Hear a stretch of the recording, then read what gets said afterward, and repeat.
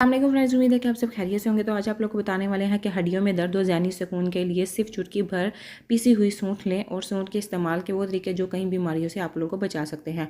सूंठ अदरक को सुखाकर बनाई जाती है और इसकी खुशबू बेमिसाल होती है। सर्दियों में सूंठ को गर्म तासीर और बेशुमार फ़ायदों की वजह से इस्तेमाल किया जाता है। आइए आज आप लोग को इसका तरीका इस्तेमाल बताते हैं। मुख्तलिफ तरीक़ों से इसे इस्तेमाल करके आप कैसे फ़ायदा हासिल कर सकते हैं। चाय बनाते हुए अगर 2-3 चुटकी सूंठ मिलाकर पिया जाए तो ये दिन भर की थकान उतार देती है, पट्ठों के दर्द में आराम देती है और सुकून आवर होती है। शहद में सूंठ का पाउडर मिलाकर खाने से बलगमी खांसी ख़त्म हो जाती है। ये एलर्जी में फ़ायदा करती है और सीने के अमराज में भी मुफीद है। 1 गिलास दूध में आधा चम्मच सूंठ का पाउडर डालें और धीमी आंच पर पकाएं।